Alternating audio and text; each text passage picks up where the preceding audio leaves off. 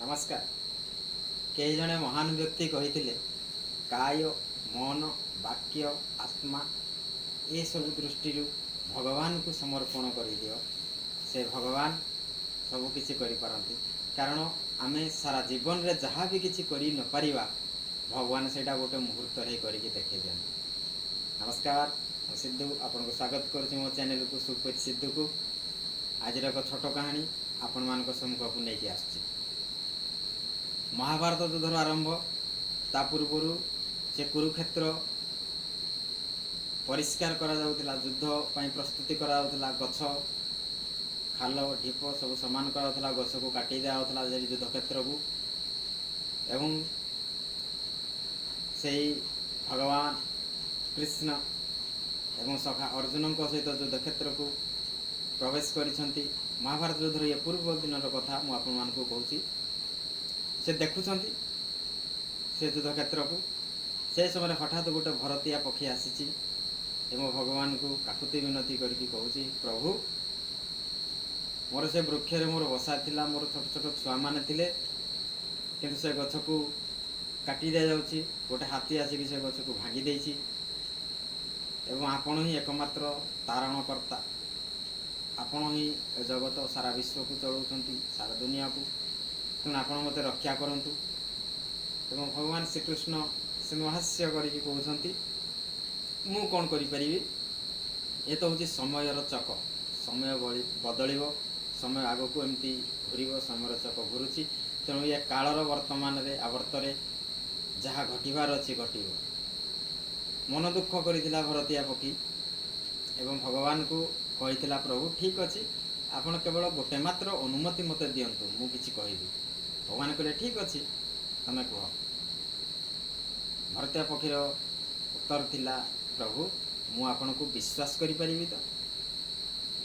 भगवान कहले हाँ निश्चिंत विश्वास करि परिबि। एति कहि से पक्षी चली जाइतिला एवं श्रीकृष्ण सखा अर्जुन सहित प्रस्थान करथिले से जगार।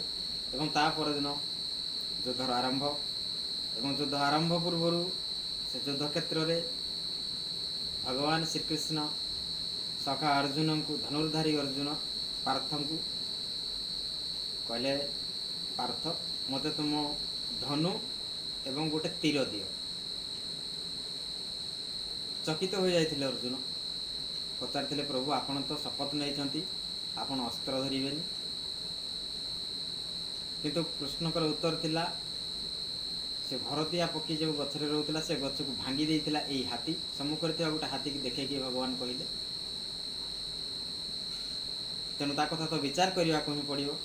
बुझीपारी अर्जुन एवं धनु गोटे तीर बढ़ाई देते एवं से भगवान श्रीकृष्ण तीर धनु नहीं कि संजोग करते से हाथी पाख एवं तीर जो छाड़ी से तीर हाथीर देहरे बाजी नाला, बाजी हाथी बेकरे ग्रीवा, से ग्रीवार जो घंटी बड़ घंटी थिला से घंटी रे प्रहार करथिले एवं घंटी छिड़ी पड़ी तले रही जाइथिला। हसी जाइथिले अर्जुन, कहले प्रभु आपण तो पारिलेनी, मते दियंतु मु से हाथी को बद्ध करदेवी। किंतु भगवान कही ना मुझे हाथी को मारिया को बद्ध करने को चाहूनी, मोर काम जी थिला मु सेतिक करदेवी। महाभारत युद्ध आरंभ है। 18 दिन धरी घोर युद्ध चली, रक्तर नदी बही एवं 18 दिन पर पुणी थे से क्षेत्र को परिदर्शन करने को आसते भगवान श्रीकृष्ण एवं सखा अर्जुन।